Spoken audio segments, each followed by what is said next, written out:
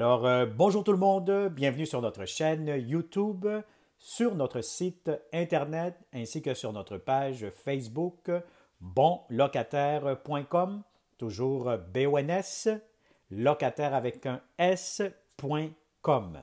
Alors, c'est une troisième vidéo, donc une troisième vidéo sur 4 vidéos que je vais effectuer aujourd'hui même. Donc, ça va, bon, pour ceux qui ne le savent pas, j'ai fait une première vidéo, une capsule vidéo concernant la fameuse résiliation du bail. La deuxième vidéo touchait sur le fameux sujet de la cession de bail.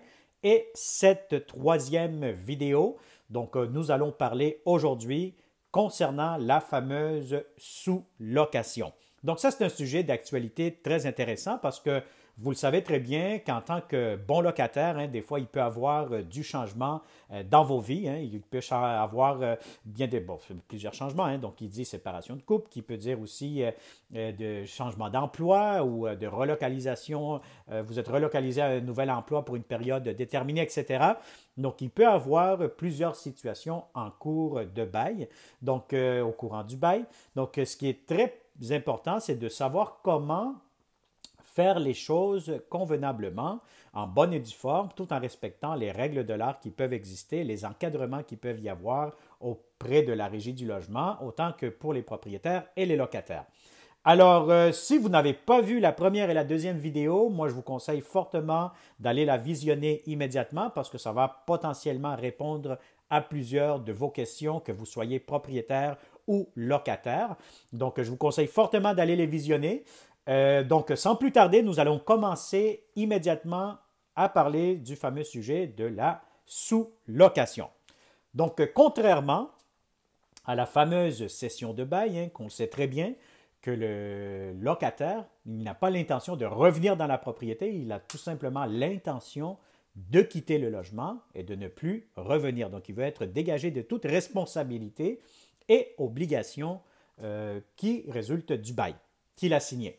Donc, dans le cas d'une sous-location, c'est tout à fait le contraire, puisque le locataire, il a l'intention de quitter, oui, mais il a l'intention de revenir et de réintégrer les lieux qu'il a loués. Donc, il veut revenir dans son logement. Donc, la sous-location, très important, c'est que, encore une fois, il faut déterminer une date que je quitterai le logement. Bon, nous allons faire un scénario beaucoup plus possible, pour que ça soit beaucoup plus visuel pour vous. Donc, la plupart des baux ici au Québec, vous le savez très bien, par exemple, vous avez signé un bail le 1er juillet, qui prendra fin le 30 juin de l'année suivante. Donc, un bail de 12 mois.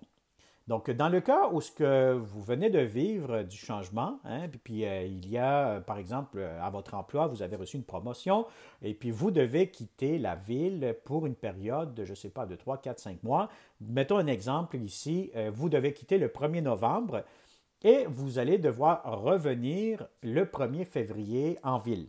Parce que votre emploi, par exemple, vous devez aller, pour X, Y raison, travailler dans une autre compagnie ou dans une autre succursale, une autre branche de votre même entreprise.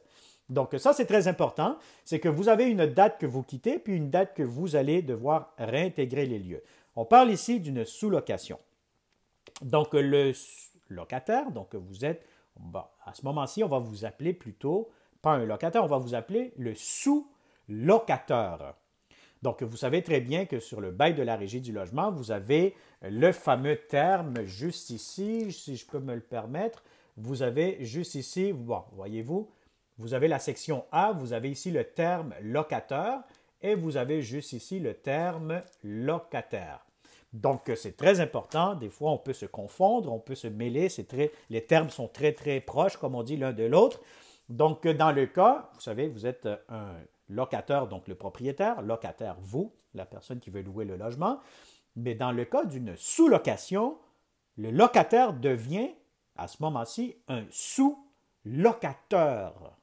Donc, à ce moment-ci, cette personne devra faire la publicité, prendre des photos, faire la publicité, les appels, faire visiter son logement.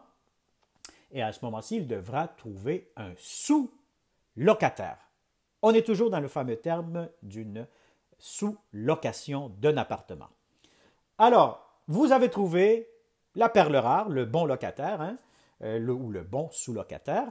Donc, à ce moment-ci, vous allez devoir envoyer un avis par écrit à votre propriétaire en lui disant, voici, je quitterai le logement. Bon, c'est sûr qu'avant de rentrer dans cette étape-ci plus formelle, comme on dit, par écrit, bon, moi je vous conseille fortement d'aller voir votre propriétaire à l'amiable, verbalement, puisque vous entretenez toujours de bonnes relations mutuellement. Donc, à ce moment-ci, vous lui dites, bien, j'ai l'intention de sous-louer mon logement pour une période déterminée pour telle et telle raison. Bon, normalement, le propriétaire devra vous dire, oui, parfait, vous pouvez conclure une entente, etc. Faites la sous-location. Et puis, à ce moment-ci, vous passez à la deuxième étape. Donc, on parle ici de l'étape beaucoup plus formelle d'envoyer au propriétaire un avis de sous-location par écrit. Bon, moi, je vous conseille fortement de toujours vous garder des preuves, des traces de qu'est-ce que vous envoyez à votre propriétaire ou vice-versa. Hein, si vous êtes un propriétaire, si vous envoyez des communications, c'est toujours mieux d'avoir une preuve de réception pour être sûr certain que les deux parties ont bel et bien reçu la communication que vous avez envoyée. Donc, dans le cas d'une sous-location, vous avez envoyé un avis formel, donc par la poste. Hein, donc, moi, je vous conseille de le faire par courrier enregistré avec une preuve de signature. Donc, lorsque le propriétaire recevra cette lettre-ci, il devra signer comme quoi qu'il a bel et bien reçu. Donc, une preuve de réception. Donc, dans le cas d'une sous-location, vous allez voir aussi que nous allons mettre tous les modèles de lettres, que ce soit l'avis de sous-location, les ententes, etc. Vous allez tout avoir ici. Si vous êtes sur YouTube, juste ici en bas. Si vous êtes sur Facebook, juste ici en haut. Au-dessus de cette vidéo, vous allez cliquer sur les liens, puis vous allez avoir toutes les informations aussi beaucoup plus pertinentes et en détail, puisque, bon, il y a toujours des exceptions aussi à la règle. Donc, je continue. Donc, vous avez envoyé l'avis par écrit de sous-location à votre propriétaire. Il a reçu.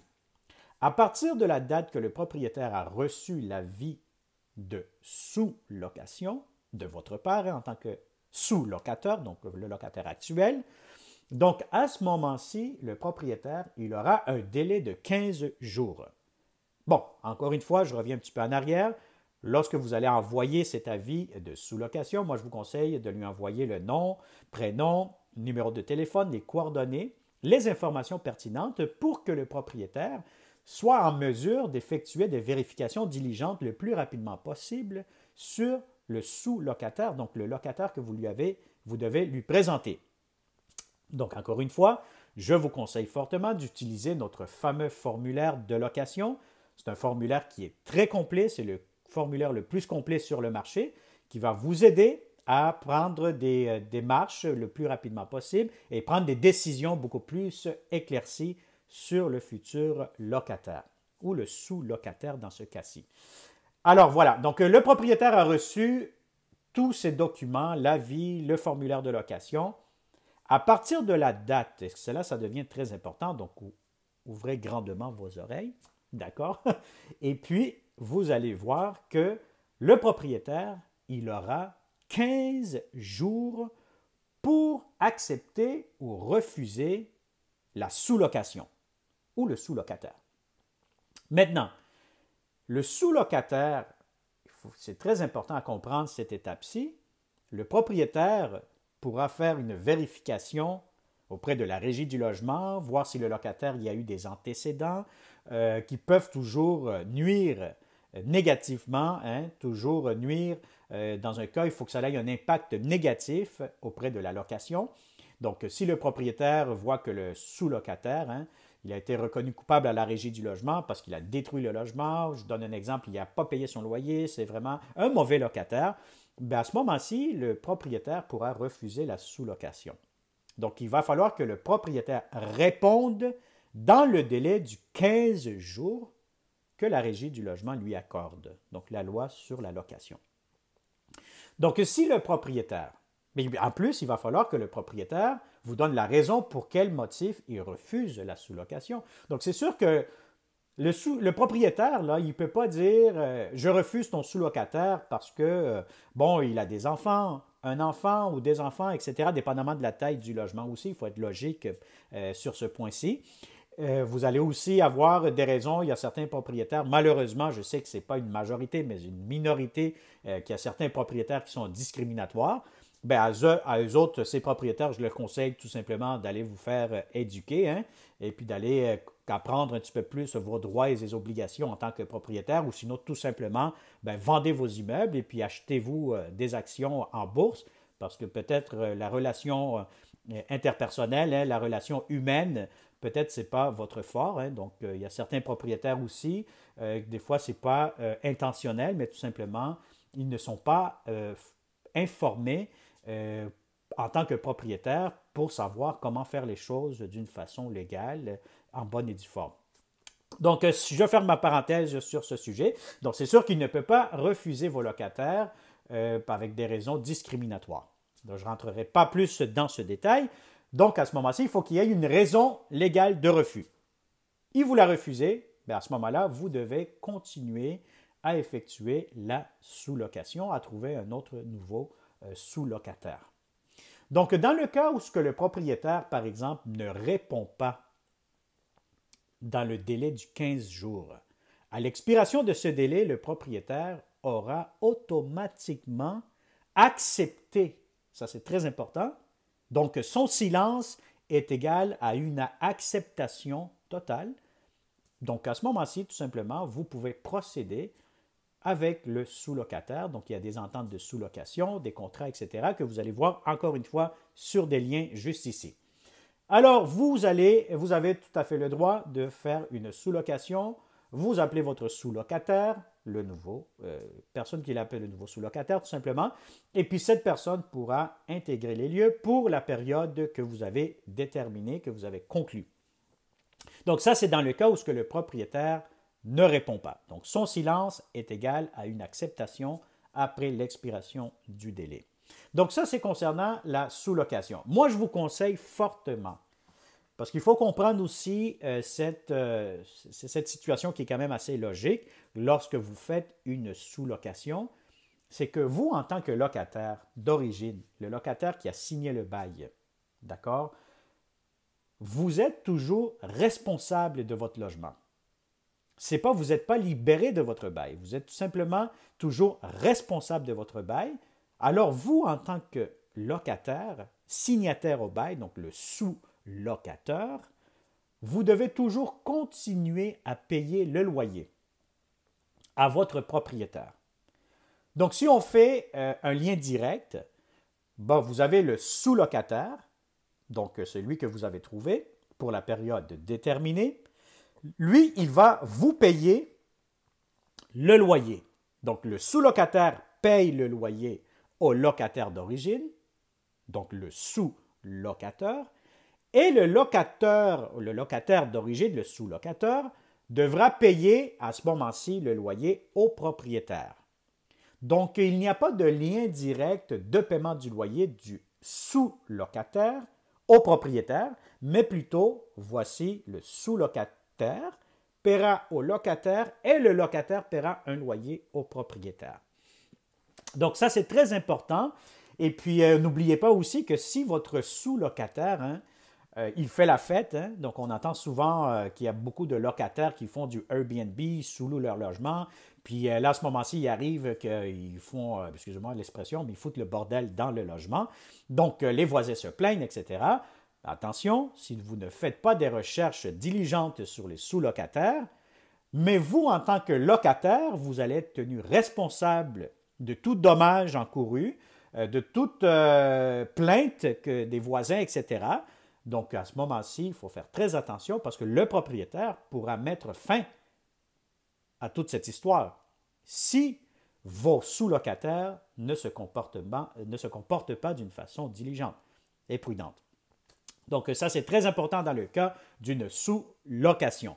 Donc, voilà. Donc, à ce moment-ci, vous avez compris que les liens directs, il y en a seulement envers le locataire et le propriétaire et le sous-locataire envers le locataire. Bon, très important aussi, j'imagine que vous, en tant que locataire, lorsque vous allez faire une une sous-location, pardon, donc on parle vraiment d'une sous-location, donc vous devez normalement au moins effectuer une enquête de crédit, vérifier l'emploi de votre sous-locataire parce que Si vous sous-louez et puis vous avez de la misère à collecter le loyer, bien là, à ce moment-ci, vous allez vous ramasser avec des méchants problèmes.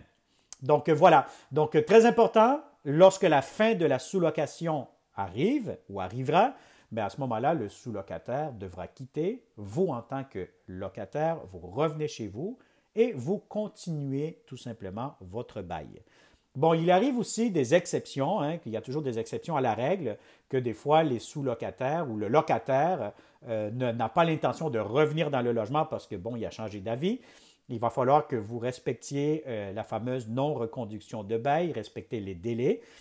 Bon, le sous-locataire, est-ce qu'il pourra rester dans le logement aussi? Est-ce que le propriétaire pourra l'accepter, etc.? Vous allez voir toutes ces exceptions à la règle, parce que sinon cette vidéo pourra durer, je pense, encore 1 heure de temps si on parle de toutes les exceptions.